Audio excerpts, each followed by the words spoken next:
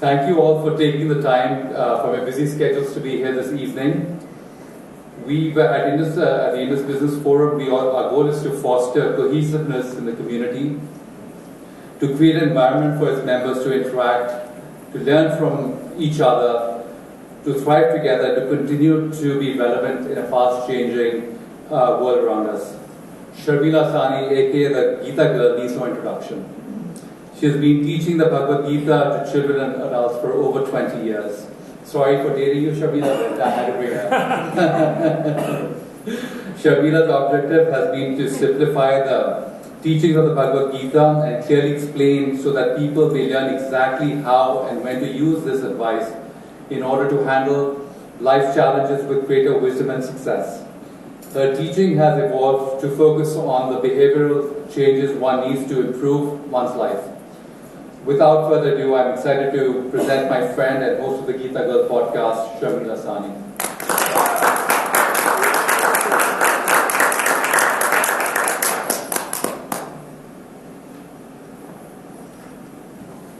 Jai Shri Krishna, everyone. Is anyone here familiar with the Bhagavad Gita? Okay, excellent. Some of you. And so the Bhagavad Gita is a book, and it's thought of and marketed for the most part as a religious text. But for those of you who read it on a regular basis or study it, it's really not religious at all. It's sort of mismarketed.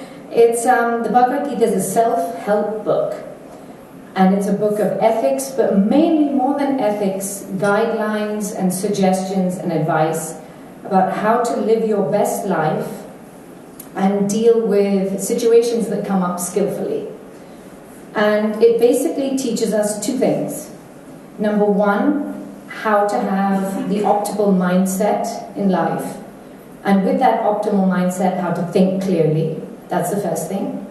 And then secondly, with this clarity, how to figure out the right course of action to take in any situation. So whenever we face a challenge, any challenge at all, what's the main emotion you feel? Whether it's at work or a family challenge, social challenge, anything at all. What's the main emotion that you feel? Nothing? You feel nothing? Kalindi? Anxiety. Okay, that's a good one. Anybody else? Stress. Fear. Frustration. All good. Not so good, but very self-aware, right? That whenever a challenging situation comes up, these are our initial go-to instincts. Can anyone tell me why do we feel this anxiety, fear, stress, frustration? Why do we feel it? Why is that our go-to knee-jerk reaction? Fear of failure. The unknown. Fear of the unknown. Excellent. Anybody else? How am I going to get through this? Excellent. So all of these things, fear, anxiety, stress, how am I going to get through this, frustration, all of these, how do they affect our performance in what we're doing in the challenge? Do they raise our performance? Do they make us behave better, act better, think better, perform better? Or do they decrease our performance? The fear, anxiety, stress? Decrease. Why? You're not able to put your best foot forward. You can't put your best foot forward. What else? I mean, you can't usually, go ahead. You're not focused. You're not focused, exactly. You're not focused, you can't think straight. Oftentimes, like a deer in headlights when a challenge comes up. Or you're ruminating on the frustration of why do I have to be put through this? Why is this situation exactly as it is? This sucks, right? So, society has conditioned us, or even better, really the fear of failure. The fear of how am I going to get through this? Why is this happening? What's going to happen if I fail? What's going to happen if I crash and burn? What's going to happen next, right? So society has conditioned us to believe that in order to achieve success, we must keep our eye on the prize. We have to be goal-oriented, right? We have to keep our eye on what do we want? Do we want a bigger house? Do we want a bigger paycheck? Do we want a promotion? Do we want our kids to get in a certain college? Do we want everybody to like us? That with that in mind, that's how we achieve our goals, right? By constantly having it in our mind. But as you just told me, that leads to fear of failure, leads to stress, leads to anxiety, leads to frustration. And the Bhagavad Gita explicitly says that it's this mindset, keeping your eye on the prize, keeping your eye on the goal, it's this mindset which actually sabotages us by giving us stress, anxiety, fear of failure, frustration, all of the above. And it actually distracts us. Our minds are so lost in rumination about the what ifs and hows and whys and whens that it's a distraction. So paradoxically, being goal-oriented is not the best way to actually achieve our goals. So what's the alternative?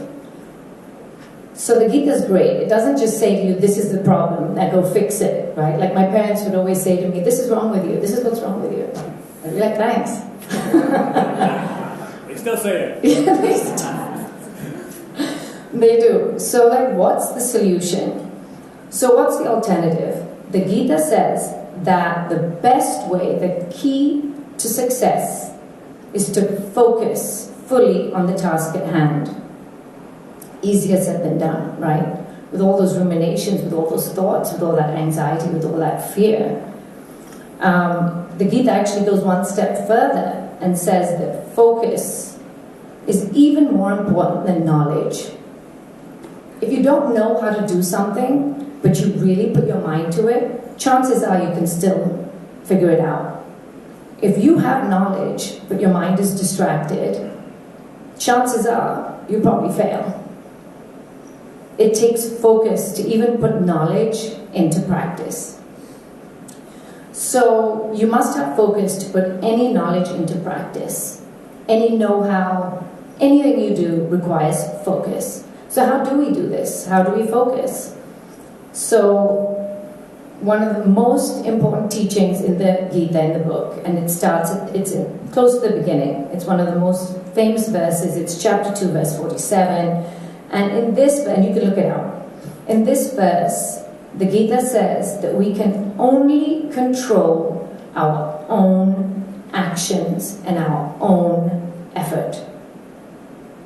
The results of our actions and effort is completely out of our control.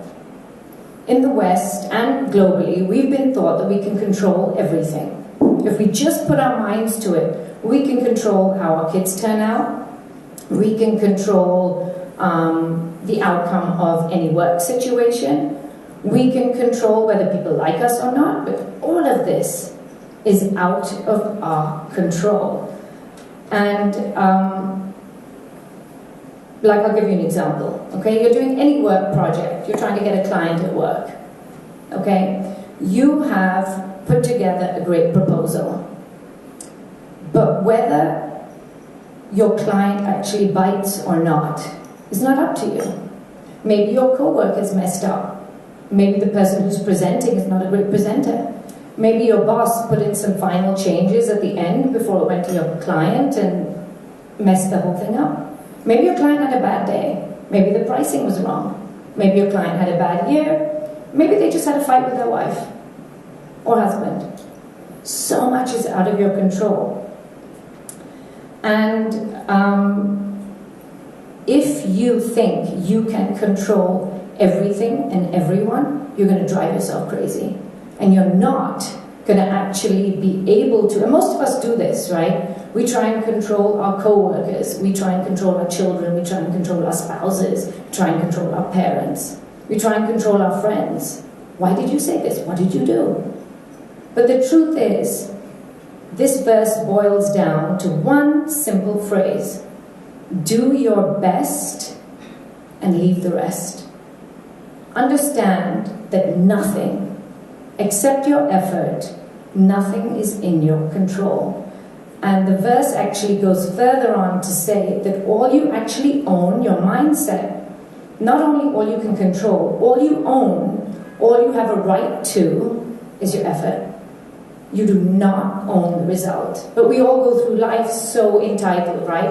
I have done A, therefore I own or should own B, and if B doesn't happen, I'm going to get really upset because I deserve B. No. According to the book, all you own is A, your effort. And the book goes on to say, the Gita goes on to say, that if you obsess about the results of your action, it uses the word wretched. Does anyone know what wretched means? It's a very old word. Does anyone know what wretched means? You know that feeling of being wretched, right? Do you know what it means? So the word in the Oxford English Dictionary, wretched means miserable, unhappy, and distressed. Has anyone ever felt this? Just miserable. While you're doing a task, you make yourself miserable because you're obsessing about the results. The book, the Gita says, your mind is endlessly diverse and agitated. You can't focus because you're obsessing about the what-ifs. Therefore, you have the fear of failure. Therefore, ironically or paradoxically, you're not putting in your best effort. You can't think straight. So, obsessing about the results of your action, firstly, makes you stressed during your task. And then secondly, that stress reduces your performance, so the chances of success go down, and then you're even more miserable. Anyone felt that feeling? So there's an old parable, an old story. So there was a challenge, a race to the top of a mountain, and it was an evening race, of course, as races always are. It was a nighttime challenge. And there were all these climbers, and there were all these steps chiseled onto the side of the mountain, and they had to go up to the top of the mountain. And they all had to choose sort of what kind of lamps they wanted to wear on their head to go up the mountain. So there were two kinds of lamps, and ironically, and funnily enough, two kinds of people. Those who gravitated towards the bigger lamps, right? The heavier lamps, the big ones, that they could see their target. They could see the top of the mountain. And the other lamps were the ones, you know the tiny bike lamps you have that just strap to your head, the tiny ones? So the people who had the bigger lamps and the people who had the smaller lamps all went up, and they were in this race, you know, wearing their Lululemon, and they went up the mountain.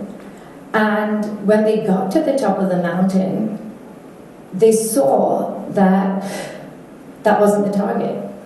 There was a plateau, and then the mountain went even further up. So the people who had kept their eye on the target, they had the bigger lamps on their head, they were so disappointed and frustrated and upset and exhausted from carrying the bigger lamps, they needed a break. And the ones with the smaller lamps kept on like bounding up. So one guy, a big lamp guy, said to the small lamp guy, "Don't you need a break?" He goes, "No." He goes, "How come?" He goes, "I'm not tired." And the big lamp guy goes, the small lamp guy goes, "Look how big your apparatus is. Of course you're tired." And the big lamp guy said, "But how are you managing with that small lamp on your head? It's pitch black." And the small lamp guy said, "I don't need to see the top. I just need to see the next step." So when you focus just on the task, you have the stamina to keep going without the rumination of the result. Does that make sense? Okay. So by practicing, do your best, leave the rest, our intellect is resolute and single-pointed. That's what the Gita says. And also, by doing that, we have less frustration, less anger, less anxiety, less fear of failure, and more stamina to continue. And so now that we know how to do your best, leave the rest, okay, so awareness is part of the solution, right? That's only 50%. The other 50%, there's an additional strategy that's talked about in the Gita, and that's practice. You have to practice. Your first game can't be the Super Bowl. You have to practice in the small things to be able to achieve this kind of focus in the big things. So we're going to do a really, really quick practice right now. Okay, it's called the Follow Me game that my students, the children students like, and the teenagers who are the toughest audience like too. Okay, so whatever I do, you follow me. Ready? Watching? Okay.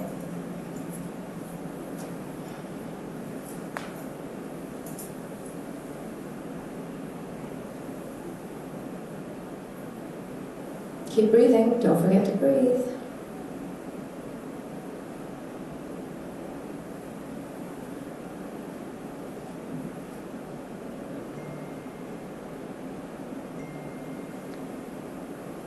Doing great.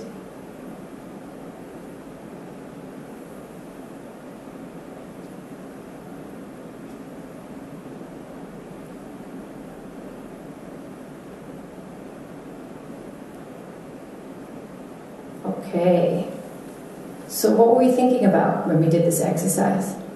What were you all thinking about?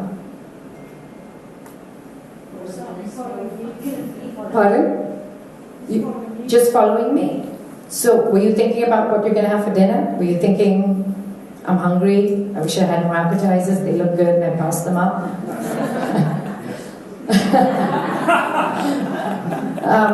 Most people find that this exercise is called mindfulness, and this exercise is one of the simplest and easiest ways to practice doing your best, and it's the simplest and easiest ways to keep your mind focused. You can do it when you're walking, you can do it when you're showering, you can do it when you're brushing your teeth, washing your hands.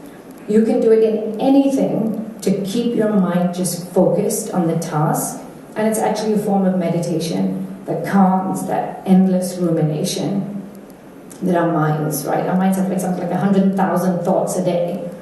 Apparently 95% of them are rubbish. For mine, 99% are probably rubbish. So mindfulness practice, focus, clearing your mind of its endless chatter is also another great strategy. So Krishna Das, who's a great singer, and I love him, he's in his 70s now, he says, practice when you can. You're going to need it when you can't. So keep practicing. Focus, focus, focus, and understand. Focus on the moment and not the result. Focus on your actions. Change your mindset. You don't own. Let go of your entitlement. I own that promotion. I own that bonus. I own my children's actions. You don't own anything. You own jack. You only own your effort, according to the Gita. And that's my presentation. Thank you.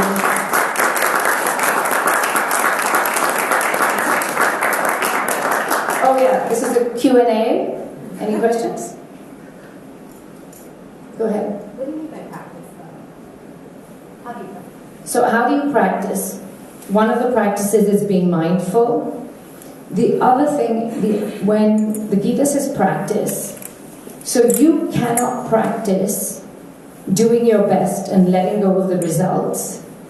It's much more difficult to practice in a big situation when your anxiety is through the roof, when the stakes are high.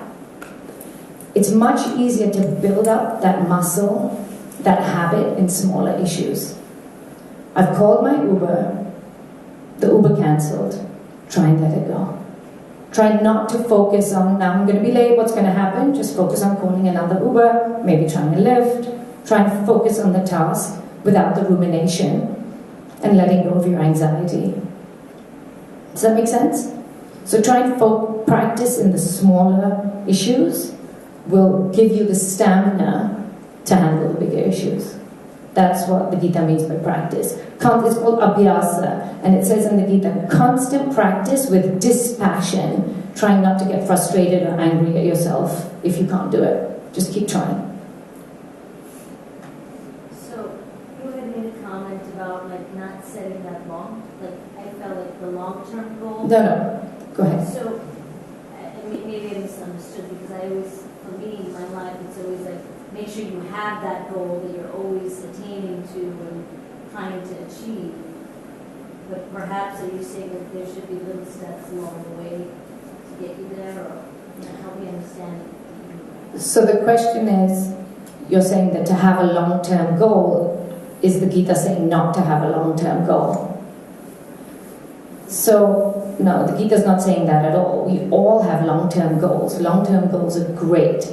But getting almost obsessed and focusing on that long-term goal rather than focusing purely on the steps to take. You have a long-term goal. Everyone has long-term goals.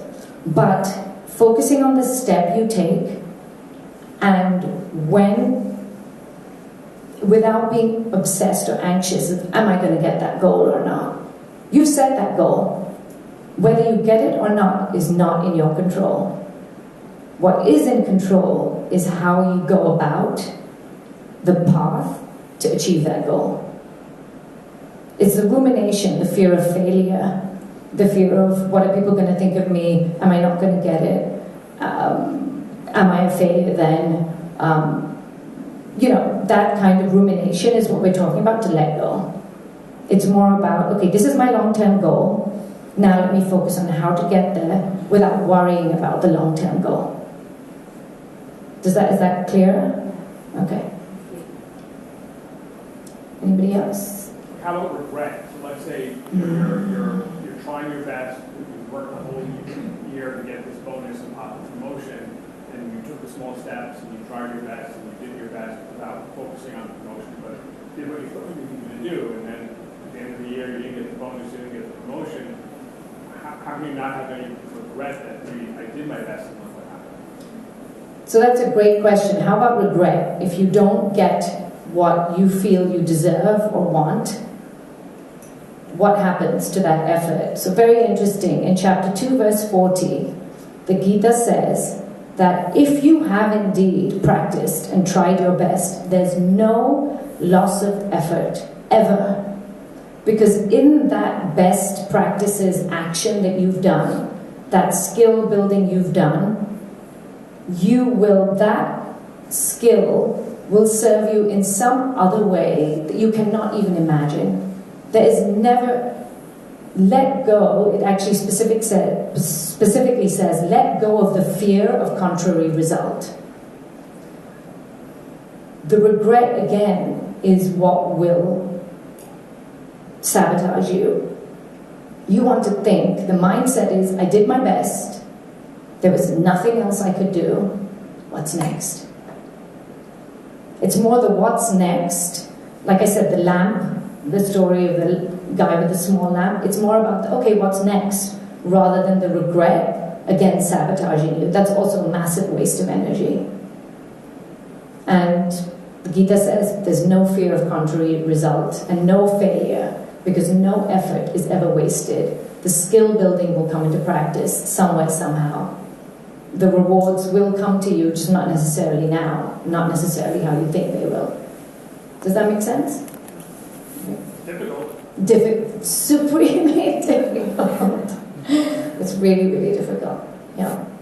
There's a similar energy, but for me, if I had one of the small lamps, I would spend the whole time freaking out. Where are the other runners? How much, what, am I going too fast? Should I go even faster, slower? Mm-hmm. So even though I would be in the moment, technically, I would be obsessing, am I doing my best? Am I doing the right thing? I would constantly be questioning myself. And how do I manage that anxiety and also embrace the uncertainty of not knowing where I am on the course? So that's analysis paralysis, yes. Right? That's what the millennials call it, or the Gen Zers call it. So understanding that, I hate to say it, but in the Gita, it's called entitlement and attachment. That entitlement, that what is everybody else doing, or that focus on what everybody else is doing. In the Gita, the book says that your path, stay in your own lane. You cannot control everybody's actions. In fact, thinking about other people's actions is fraught with fear. There's only fear in that. There's only fear and failure in that, and danger. Because again, you're not focusing on yourself. And it comes back to practice. If you're applying for a job, that's a high stakes thing. It's about practicing in the small steps and then you'll have the stamina to do it in the big steps. But what everybody else does is none of your business. That was your one question, right? What about what everybody else was doing? And the second scenario? Meaning, it was the same scenario, but if I don't know what they're doing, how do I pace myself? Like, how do I know if I'm going too fast or too slow, etc.? Everybody's on their own journey. That's what the Gita says also. You are uniquely you. There's no one else like you, and your best is your best, period. And it's good enough. Somebody else's best is their best. It doesn't make it better or worse. But all that's asked of you is your best, and that's it. And the results will come to you. The skill building benefits will come to you at some point, so long as you're focused. That's what the book says. I found it to work. And that's also how you reduce your anxiety, right? That rumination. What is everybody else doing? What about my pace? Am I going fast enough, slow enough? It's not about that. It's about focusing on the task at hand. Go ahead. Any sort of tips on how to sort of recognize or get to the point where you realize you've done your best and it's time to transition to leaving the rest? I struggle with that. Can you say that again? How do you the self-realization of I've done my best? How do you get to that point where you say, okay, it's time to leave it now. I've done my best, I have to leave the rest. There's like that transition to different mindset. Yeah, so that's a great question. How do you know when you're done? Yeah. Right? You've done your best. You've done your best, and it's time to... So, when you feel yourself, there's a certain... And somebody told me this actually recently. When you are losing your serenity and you're becoming frenetic and agitated, that's a cue that you need to go back to serenity, and you are getting agitated and your efforts may be actually hurting you. And if you are going into the period of where you feel like anger, frustration, that toxicity, that's also not good. These are cues that, wait, I need to be doing something else. I need to be focusing or letting this go. And also another great trigger, another great cue is when is your path, are your actions interfering with somebody else's actions? I'll give you an example of parenting, right? You're doing your best as a parent, but then you start actually infringing on your child's autonomy. You're infringing on, hey, maybe that homework doesn't look so good, maybe I can help you spruce it up a little, maybe this course isn't so great for you, maybe manipulation, trying to change somebody else's path. That's also a big cue that this is not your path, this is not your duty, this is not your responsibility. And also that frustration, anger, we can feel the anger. When that anger comes up, it's a great cue that you are no longer doing your best. You need to do something to either recenter and to be able to focus and continue in a more serene way, or you let it go. Does that make sense? Okay, thank you. That's a great question. Anybody else? Okay, that's it. Well, thank you for listening. And if you can, pick up a copy of the Bhagavad Gita. That's a great book. Thank you. Yes, Krishna, everyone. Oh, yeah. I want to plug my podcast. It's called Gita Girl. I'm actually not host, I'm co-host with Shayla, who's sitting at the back there. Thank you, Shayla. And we're co-founders and co-hosts. It's available on Spotify, it's available on Amazon, iTunes, Apple Podcasts, anywhere. So GEETAGIRL.